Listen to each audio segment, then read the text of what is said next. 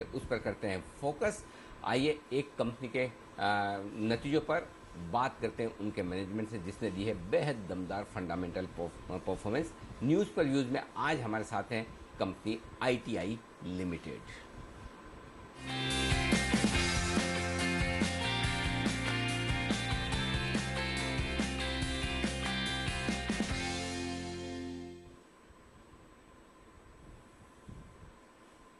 ITI limited देश में telecom technology के सेगमेंट में दिग्गज सरकारी कंपनी है और 1948 में कंपनी ने अपने कामकाज की थी शुरुआत। और देश में करीबन 5 अलग अलग जगहों पर इनके प्लांट्स हैं और टेलीकॉम टेक्नोलॉजी के स्पेस में ये सबसे ज़्यादा दिग्गज कंपनी मानी जाती है सरकारी क्षेत्र की।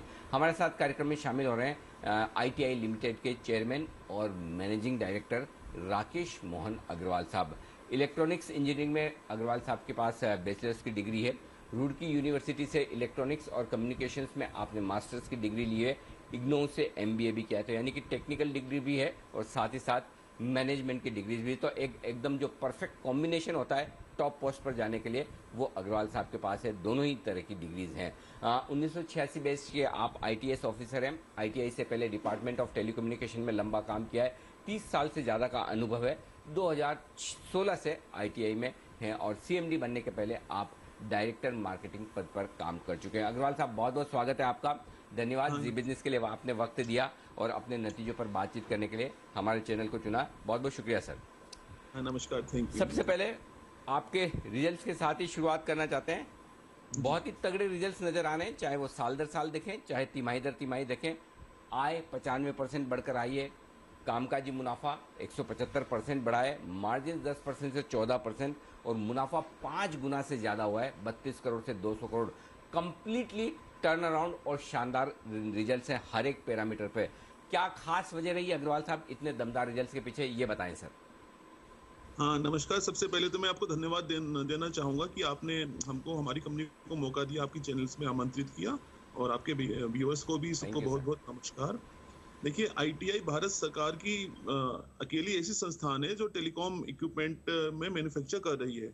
भारत सरकार का बहुत बड़ा इस बार योगदान रहा है कम्युनिकेटर अराउंड में। सबसे पहले इसका एक रिवाइवल पैकेज आया था 2014 में, जो 16 से इम्प्लीमेंट होना शुरू हो गया था। तो हम 17-18 से ही प्रॉफिट में आना शुरू हो गए थे, लेकिन उसके जो असली रिजल्ट्स हैं वो अब दिखाई दिए। पिछले साल भी हम फर्स्ट टाइम ऑपरेटिंग प्रॉफिट में थे, इस बार भी हम ऑपरेटिंग प्रॉफिट में हैं।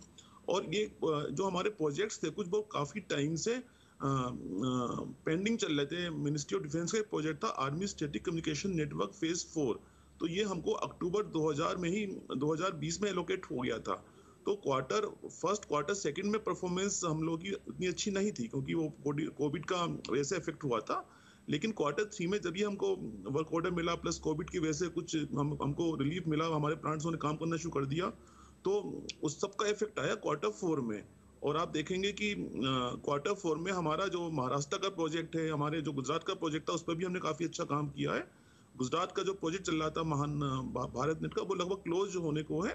और महाराष्ट्र का प्रोजेक्ट जो भारत नेट का प्रोजेक्ट था, जो हम गांव-गांव तक उसमें ब्रॉडबैंड पहुंचा रहे हैं, ये भी हमारा अगले 3 से 4 महीने में क्लोज हो जाएगा। तो जो असली इसमें इफेक्ट रहा है हमारे क्वार्टर 4 के रिजल्ट में और पूरे साल के रिजल्ट में, ये रहा है महाराष्ट्र का भारत नेट का प्रोजेक्ट और जो एस्कॉन 4, जो जिसके द्वारा हम आर्मी के जो मतलब दूर दराज इलाकों में जो बॉर्डर्स एरियाज है, वहां तक हमें केबल डालना है। वहां तक हमें हाईएस्ट प्रायोरिटी पे सारा telecom equipment and latest facilities के साथ में उसको प्रोवाइड करना है। तो दैट्स द मेन रीजन।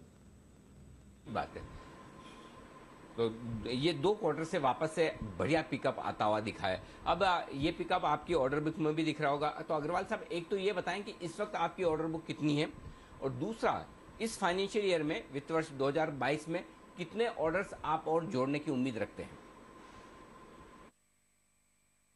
देखिए, इस बार हमारे पास लगभग 10,500 से ज्यादा का लगभग ऑर्डर बुक है हमारे पास, जिसमें सबसे मुख्य ऑर्डर तो हमारे पास इसी का था, जो एस्कॉन का, जिसका मैंने आपको बताया 7,780 करोड़ का ये ऑर्डर है, जिसमें अभी हमने केवल 350 करोड़ रुपए बुक किया है हमने क्वार्टर में। तो अभी आप समझ लीजिए कि पूरा का पूरा करीब 7,500 करोड़ का ऑर्डर तो ये हमारा पेंडिंग चल रहा है। इसके अलावा महाराष्ट्र, लक्षद्वीप है, गुजरात है, अंडमान निकोबार है, यहाँ पे हमारे भारत नेट के प्रोजेक्ट्स हैं, जो लगभग हमारे पास 1,500 करोड़ का ऑर्डर वो हमारा पेंडिंग चल रहा है, जो अनएलोकेटेड हमें प्रोजेक्ट्स हैं। इसके अलावा हम डिफरेंट डिफरेंट स्टेट्स के लिए जो काम करते हैं, डिफरेंट पीएसयूज में, डिफरेंट स्टेट गवर्नमेंट में वो काम करते हैं, तो लगभग 1500 करोड़ के वो हमारे पास ऑर्डर बुक है। इसके अलावा हमारा जो अपना पाइप है, जो केबल है, प्लस ऑप्टिकल सोलर पैनल है, वाईफाई इक्विपमेंट है, हमारे अपने स्मार्ट एनर्जी मीटर्स हैं, ये डिफरेंट डिफरेंट हमारे अपने प्रोजेक्ट्स में भी यूज होते हैं और ये डिफरेंट डिफरेंट जगह सप्लाई करते हैं। तो उसका ऑर्डर हमारे पास लगभग 600-700 करोड़ का है। तो 10,500 करोड़ तो ये एग्जिस्टिंग ऑर्डर बुक है हमारे पास में। इसके अलावा जो भारत सरकार की जितनी भी योजनाएं हैं, चाहे वो मिनिस्ट्री ऑफ डिफेंस की हो, हाँ अभी हमने 31 मार्च 2021 में ही एक हमको बड़ा प्रोजेक्ट मिला है इंडियन एयरफोर्स से, जितने भी उनके डाटा सेंटर्स हैं उसको अपग्रेड करना है। तो वो भी लगभग 450 करोड़ का प्रोजेक्ट है, जिसका टाइम तो उन्होंने हमें 10 महीने दिया है, बट वो हम अगले 3 से 4 महीने के बीच में उस प्रोजेक्ट को पूरा कर लेंगे। आईटीआई फर्स्ट टाइम ऐसा हुआ कि अहेड ऑफ द टाइमलाइन हम लोग उसको पूरा करने की पोजीशन में है। तो हम अब जो भारत सरकार के जितने भी भारत नेट के प्रोजेक्ट्स हैं, जो अभी 17 स्टेट्स में पीपीपी मोड में भी आने हैं, स्टेट लेड मॉडल भी आने हैं, तो उस पर हमारा एक बहुत बड़ा मतलब हमेशा प्रयास रहता है कि उन ऑर्डर्स में से हमें काफी कुछ मिल जाए। तो लगभग 25-30 हजार करोड़ के वो ऑर्डर्स आने हैं, तो हमें लगता है कि कम से कम 15-20% भी हमको मिलता है इस कमिंग फाइनेंशियल ईयर में, तो एक अच्छे ऑर्डर बुक में हमारा योगदान रहेगा। इसके अलावा जो मिनिस्ट्री ऑफ डिफेंस है, चाहे वो आर्मी हो, चाहे वो नेवी हो, चाहे वो एयरफोर्स हो, इसमें शुरू से ही हम लोग जुड़े हुए हैं। चाहे वो उनका स्टैटिक कम्युनिकेशन नेटवर्क हो, चाहे वो इनक्रिप्टेड इक्विपमेंट हो, चाहे वो डेटा सेंटर्स हो, तो उसमें से भी हमको लगभग उनका 4G का 5G का एक नेटवर्क भी आना है एयरफोर्स का, उसमें हम पार्टिसिपेट करेंगे। बीएसएनएल का आप देखिए 4G का टेंडर ऑलरेडी निकल चुका है, तो उसमें हम टीसीएस के साथ हमारी पार्टनरशिप हो चुकी है, हम उसके साथ उसमें पार्टिसिपेट कर रहे हैं। तो मुझे लगता है कि कोशिश तो हमारी लगभग 25 से 30 हजार करोड़ के ऑर्डर्स को एड्रेस करने की होगी, जिसमें से कम 25-30% तो हम लोग अचीव कर लेंगे। चलिए बहुत बढ़िया। तो मजबूत ऑर्डर बुक है और इस साल भी ऑर्डर बुक पाइपलाइन काफी स्ट्रांग है, देखते हैं कितने ऑर्डर आपके हाथ और लगते हैं। लेकिन एक हाल ही में जो आपने बड़ा इंटरेस्टिंग टाई अप किया टेक महिंद्रा के साथ, जो 4G और 5G स्मार्ट नेटवर्क के लिए, ये बताएं कि वो आपका जो टाई अप है वो कहाँ तक पहुंचा है? क्या उससे बिजनेस आना शुरू हो चुका है? क्या आपके कैश फ्लोज में या आपके बुक्स में वो बिजनेस दिख रहा है? नहीं तो कब तक आने की उम्मीद है? कितना बड़ा वो बिजनेस हो सकता है? क्या इन्वेस्टमेंट साइज है आपकी वहाँ पर? क्या आप इस जॉइंट वेंचर में कुछ पैसा भी लगा रहे हैं? किस तरह का इसके बारे में थोड़ी जानकारी दें सर। जी देखिए, हमने लास्ट ईयर जो टाई अप्स किए थे उसमें एक टेक महिंद्रा था, एक टीसीएस था, दो के साथ हमने बड़े टाई अप्स किए थे। तो वो हमारे टेक्निकल टाई अप्स थे।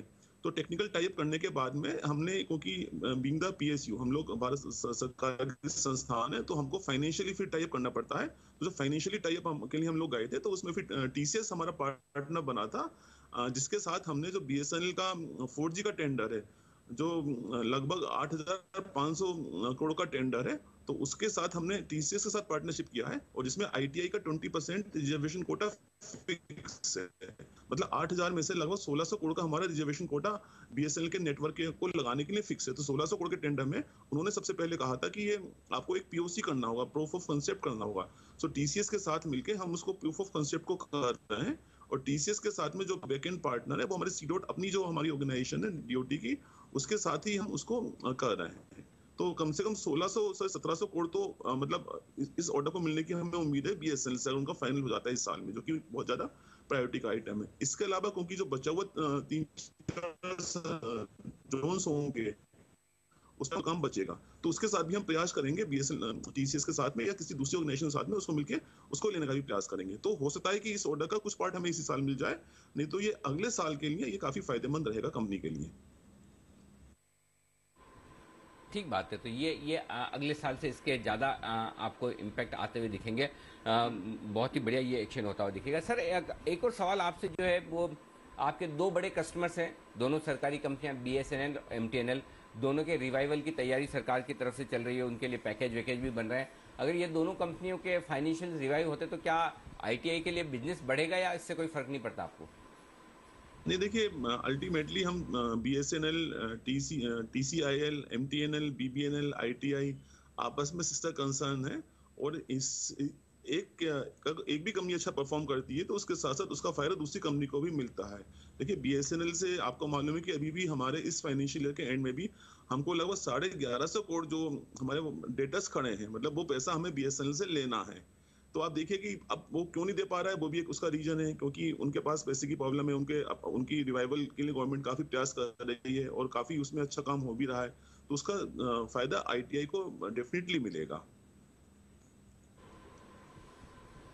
ठीक बात है। अच्छा, इस साल के लिए आउटलुक चाहता हूं सर, क्योंकि ये 2 क्वार्टर तो बहुत ही मजबूत रहे हैं, शानदार रहे हैं। अब ये बताएं सर, वित्त वर्ष 2022 आईटीआई के लिए कैसा रहेगा? देखिए, इसमें अगर मैं प्रोजेक्ट वाइज चलूं तो महाराष्ट्र का ही लगभग हमारे पास 750-800 करोड़ का प्रोजेक्ट बाकी है, जो हमें पूरा करना ही करना है इसी फाइनेंशियल ईयर में। गुजरात है, अंडमान निकोबार है, और इसके अलावा एक टेनफी नेट का प्रोजेक्ट है जिसमें हम L1 आ चुके हैं, और वो भी मतलब गवर्नमेंट चेंज होने की वजह से अवार्ड नहीं हुआ था, वो जल्दी हमको अवार्ड हो जाएगा। 450 करोड़ का वो प्रोजेक्ट है। तो लगभग 1200 करोड़ तो मुझे लगता है कि जो भारत नेट के प्रोजेक्ट्स हमारे पास इस समय हैं, उसी को हम पूरा करेंगे। इसके अलावा एक अच्छा खासा पोर्शन हम 1200, 1300, 1400 करोड़ के बीच में कोशिश करेंगे करने की। मतलब जो एस्कॉन का प्रोजेक्ट है, इसमें हमारे मार्जिन भी काफी अच्छे हैं। ये हो गया। स्टेट गवर्नमेंट में जो हमारे डिफरेंट डिफरेंट मार्केटिंग यूनिट्स हैं, 25 मार्केटिंग यूनिट्स हैं थ्रू कंट्री, तो ये भी कम से कम 600, 700, 800 करोड़ का बिजनेस हमारा ये भी करेंगे। तो मुझे लगता है कि कम से कम 15 से 18% तो हमारी ग्रोथ ईयर टू ईयर जो चल रही है वो हम मेंटेन रखेंगे, उससे ज्यादा ही कोशिश करेंगे करने की। ठीक बात है।